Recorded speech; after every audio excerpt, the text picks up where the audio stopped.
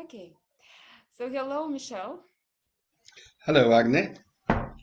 Thank you very much that you agreed to take your time off in summer. In your, I hope you have some holidays, some space, Mhm. and talk to me.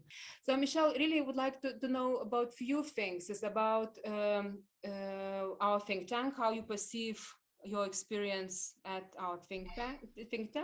And Mhm. another one, I don't know which one you would like to start, is uh, if you had to describe how you understand body psychotherapy today, I Mhm. mean, July 2022, how would you describe that? So, Mhm. which one would you like? Which question Well, would you let's like? start with the think tank. Very good. Thank you. So when I entered the think tank, my hope would be A, that we would have some of the best members of our associations, and this we have, and that we could arrive at a common definition of body psychotherapy. Hmm. And this we don't have. No. I noticed Mhm. that nobody agrees on anything. For example, we don't agree on what the body is, how to define the body, how to define the mind. And this shows how varied our association is. And it also shows how little good scientific work exists on on the phenomena we study. Mhm. That is, for me, therapies exist since thousands of years. And some of the old therapies, like yoga, are just as brilliant as the new ones. Mhm. Mhm. So it's obvious that for the moment, and I know so I can quote Nobel Prizes who say the same thing. So it's not at all an attack against science. But I know that we still have, as scientists, a lot of difficulty to define how a human being functions. Mhm. Mhm. And so we are all of us. That's why we have different visions, luckily, because nobody could be correct, Yeah, that's right. So luckily, we all pool in different ways of approaching body psychotherapy. And we each of us, as far as I know, have found excellent ways of helping people. Yeah. So it's fascinating to A, discuss with people who are really efficient and really intelligent, and usually who are very well read. They know the literature as well as I do. And Mm-hmm. at the same time, it's an exchange on the fact that we have the patients are so varied and they need so many approaches that it's wonderful that we can sort of exchange our tricks, our ways of seeing things, our way of perceiving human beings. And also there's the language issue, which is a very important one. Mm-hmm. Like if we discuss the word body, it's very different in German or in English or in French. I don't know how it is in your language. Yeah. It's different distinctions completely. Mm. For me, it's very interesting to be part of the think tank, even if I'm now on the moment of retiring, Mm-hmm. given my age. You seem too young to retire, to be honest. It feels like you're avoiding, that. But does it sound for you? It seems like it doesn't sound like a disappointment that we are not agreeing as well. It feels like you are celebrating the difference, therefore. Yes, for me, it's a lucky thing because I know nobody who agrees with me. And I notice nobody agrees with each other, which proves that we're open-minded. Yeah. Because we're not doing that by stupidity. We each have heaps of references, Mm. scientific, spiritual, philosophical, practical, psychological, at all levels. And it's like, we invented fire by rubbing stones Yeah, yeah, together. yeah, yeah, yeah, yeah. And for me, that's the think tank. We're rubbing our stones. Each of us is a stone, and we're trying to look for a common fire. Yeah, yeah, yeah. So And that so that also implies a lot of honesty in our discussions. Each really is able to say what he really thinks. so how long did you stay with think tank? And I don't know the since the beginning? beginning. I don't know which year it started. Can you roughly remember? Is it sort of If it's sort, decades or? what was it, 5, 6 years ago, I think. I mean, we started the group with Liddy and several others. Has it And been so, changing? Has the feeling around it has been changing through the years? Because I really, as a well, newcomer, I would like to know. it's some people left, some people arrived, like you arrived more or less recently. Yeah. There's also some people we would have liked to have in the think tank who didn't have time for that. Mm-hmm, mm-hmm. Uh, but uh, but there's a strong basis of discussion, I think. And for example, Lady has done a lot of work to hold it all together and see that we go in a direction. Yeah, And she yeah, does that very well.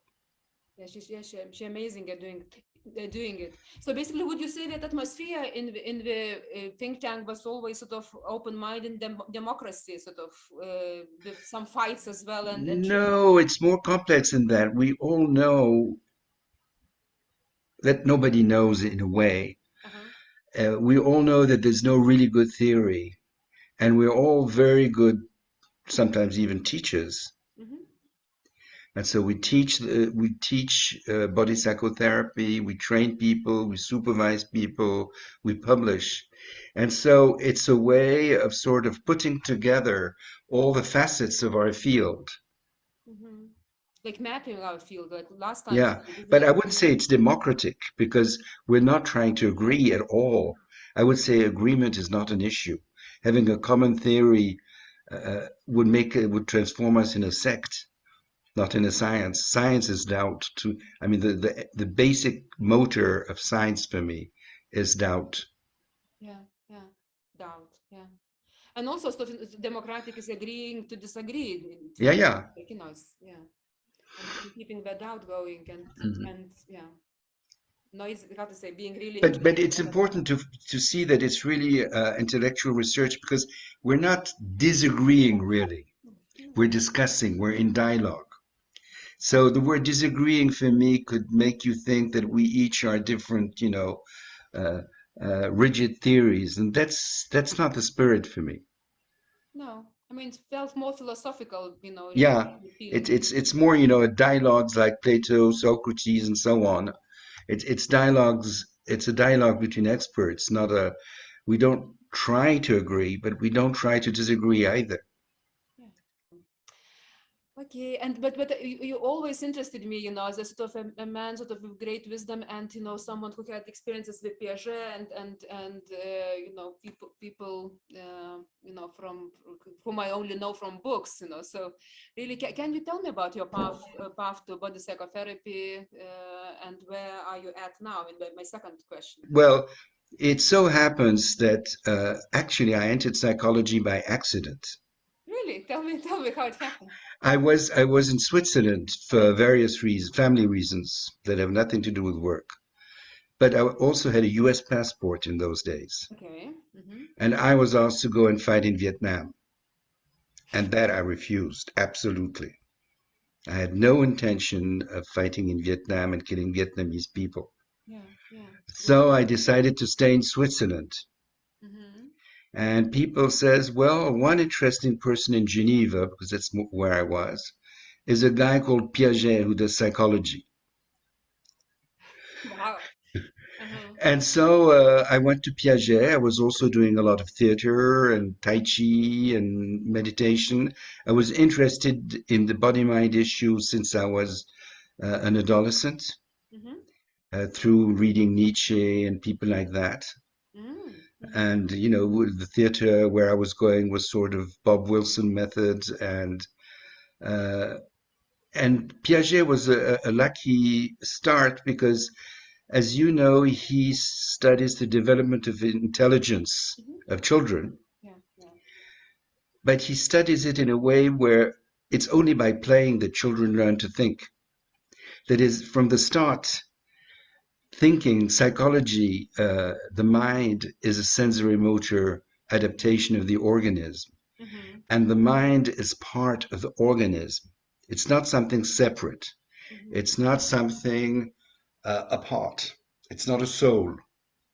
And I'm entering a bit in the topic of how I see body psychotherapy. Yeah, yeah, yeah.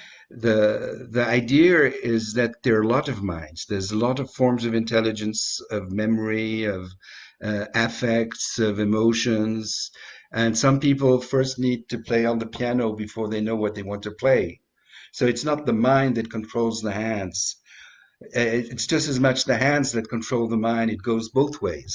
Mhm. And so very quickly I decided that Piaget was too university stuff. We didn't talk about emotions, and we didn't learn to work with the body. We observed the body. I did a lot of studies of nonverbal communication on video analysis. Mhm. That's what I did my PhD on, for example, on postural interaction. But we never knew how to feel the body, how to experience the body. Mhm. And luckily, in those days, Reich was very fashionable, Wilhelm Reich. I saw a film on him, which interested me a lot. Uh-huh. And with some friends, we decided that we wanted to be also trained in a Wilhelm Reich technique. And one of us went to London and came back with Gerda Boysen. Came back. I mean, you found Geda Boysen, or Well, you they wrote Geda contacted Boysen. Gerda Boysen, Uh-huh. and we finally managed to make a contract where she would come and train us in Geneva regularly with her team, mainly Oh, her children. yeah, yeah, You know, Paul Boysen, Ebba Boysen, Mona yeah, Lisa yeah. Boysen, but other trainers also. I have met Like her. Jay Statman was there, and a whole lot of very interesting people. Yeah. And I also did, Gestalt groups in London, and I tried several practical ways of. And for me, there were two complementary modes of thinking. Although, for example, Goethe talks of spiritual energy, and Reich talks of cosmic energy, and the university hated my Reichian side. It Can even imagine. prevented me probably from doing my university career in a way. Oh, wow. But basically, theoretically, it was the same issue.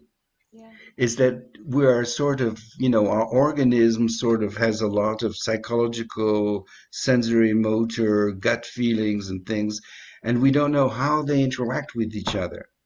And I had a colleague called Jacqueline Besson, Mm-hmm.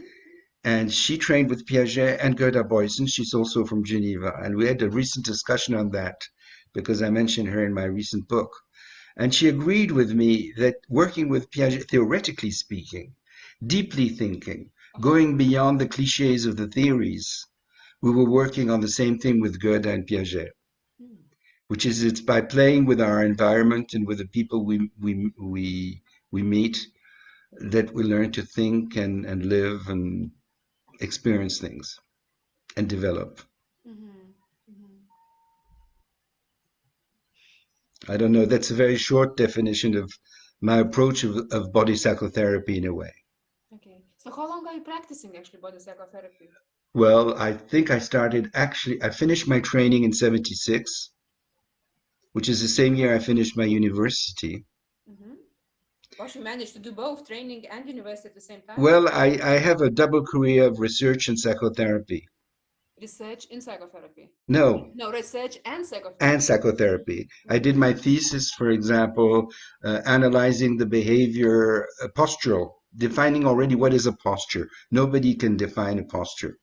So I did my thesis trying to define what is postural dynamics. And I studied to see if one could know what was the social status of a person by looking at her posture. And I demonstrated it was impossible. You need to use cliches if you want to think there's a real link between behavior and social status. You can have somebody of the same job which moves very differently from another person from the same job. And that was my thesis. And And this is then research in psychology, you mean, or that was a PhD in social psychology, social in psychology? experimental psychology. Oh, gosh. And then I opened a laboratory in the psychiatric institutions Uh-huh. where I use the method of a man called Paul Ekman, Yeah. who has a system of coding facial emotions. Mm-hmm. Mm-hmm. And there we studied suicidal patients and their doctors to try and see if we could predict a person attempted suicide, then was interviewed, of course, at the hospital. Uh-huh. And then we would try and see if by filming those discussions, we could know who would reattempt in the following years. And so and you continued private practice from that time as well? Well, I did private practice. I also worked recently. I worked a few years in a psychosomatic department in a clinic Mm-hmm. with very heavy cases, and we were quite efficient. The whole team. We did what I call team psychotherapy. Uh-huh. It I was saw body one of psych. your papers on team psychotherapy, so it's interesting. So Yes. what Well, was that? there's also a film on YouTube Okay, so uh, might look for that as well. where the idea is that in the same way as I said, you need to look at patients from several angles. Yeah. There we had a team where you had psychiatrists, physiotherapists, yoga teachers, qigong teachers, psychoanalysts, body psychotherapists like myself, and so on. And we would discuss together, and the patient would be seen by several of us Mm-hmm. for 3 weeks. Usually they stayed about 3 weeks. And we would revise their medication, see what sort of body mind method would fit them, because nobody will agree wants to do the same method as the other. So we had enough knowledge base it was a big team. We were at least 20, and each one had his own outlook. Mm-hmm. And some were, more psychoanalytical. Others were, how do you say that in English already? CBT. Mm-hmm. Uh, Cognitive behavioral therapy. yeah, some were that. Others were, like myself, were classified as neo-Reichians and Piagetian, which is a bizarre mixture, and so on. So would the patient itself be involved into your discussions, or it's No, he wouldn't put. We had, also we didn't have so much time, so we would have short discussions on the patient once a week. mm-hmm. Sometimes when needed, two or three of us would meet to finalize a point. But we sort of knew each other, and somehow the people who said now to the patient, now you go and see that person and that person and that person, sort of knew who we are and what we were doing and so on. And if ever there was a discussion to be had, it was easy to have it. We would just go and have coffee together and talk about it. Yeah. And confidentiality, I assume, was shared between all Yes. members. Yeah. This team confidentiality. And my first boss in that team came from Vietnam, Mm. and Vietnam War. he was very involved in mixing the Chinese point of view Wow. and the European point of view, saying that they don't correspond at all. So again, we had a multifaceted, view of how to approach patients. Sounds very interesting as well. Imagine. Uh, and how are your days? Sort of how is your working week looking now? I mean, Michelle, so we get a taster. How do you live? Sort of what is your typical Well, working now day? I'm sort of slowly going towards retirement. Mm-hmm. So I wrote a book, and I'll show it to the camera. Okay. That's Please, please. self-publicity. Uh, I don't know if you can see it. Yeah, yeah. Logan. So Yeah. the painting is from my wife, Oh wow, lovely painting.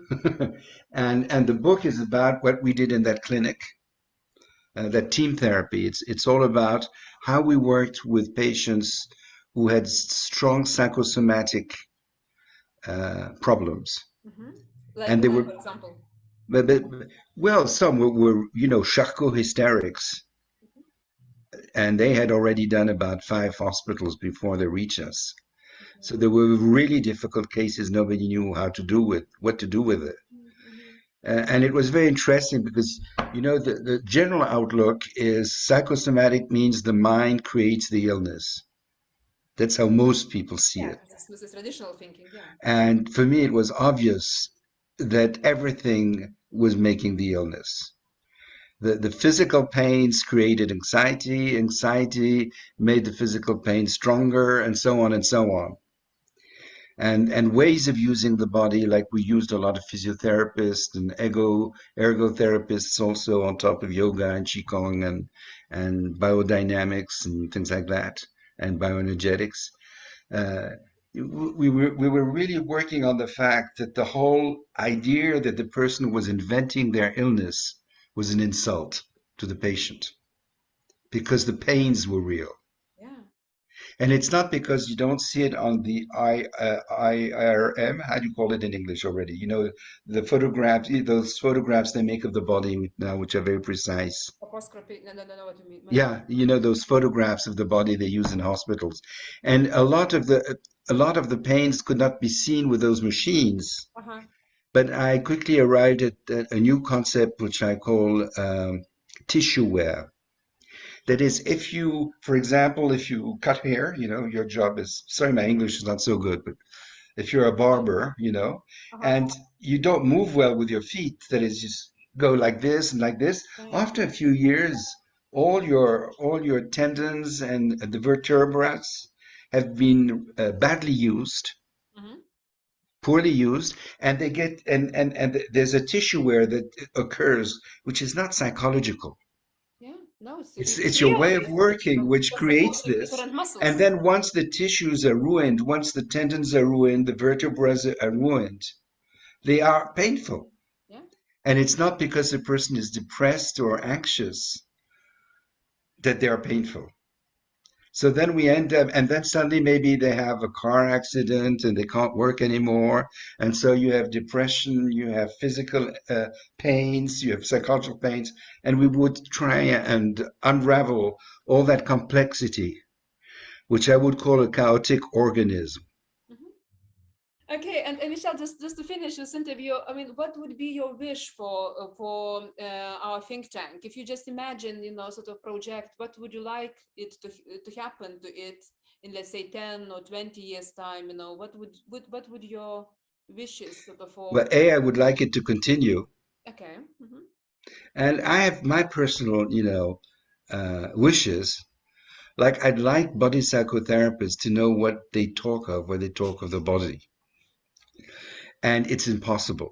It's as if the body didn't really exist in our discussions. Hmm.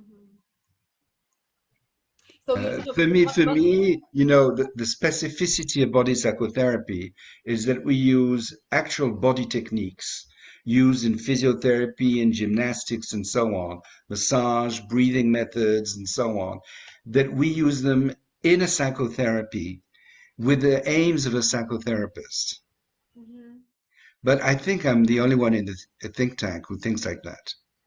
I think so. I think everyone else has listened, has heard what You you're know, saying. I published a book for the ABP after an ABP Congress called The Flesh of the Soul. Okay. Uh-huh. And the issue was the body we work with. And there's not two articles. And they're the same sort of people that are in the think tank. Hmm. There was a few, external people like Bessel van der Kolk and so on who came to that Congress. But basically, nobody will say a body is this or that. For me, the body is the muscles, the bones, things like that. Hmm. And the fact that we pay attention to tissue wear and things like that in a psychotherapy Hmm. is why we're not just a normal psychotherapy. But this is my personal definition. So you would like to be there to be more body in Well, maybe we could find a few words on which we could say that we need a few agreements to structure and define our field in the press, in our publications, when negotiating with institutions, medical institutions, scientific institutions, also to help researchers to do research on what we do. For Mhm. the moment, the only research that occurs is what I call statistical research or empirical research, where you correlate, did the headaches go after that therapy or didn't go, but you don't understand really what are the mechanisms involved. Okay. So you would like more of that then. Yeah. Yeah. Yeah. You can see it.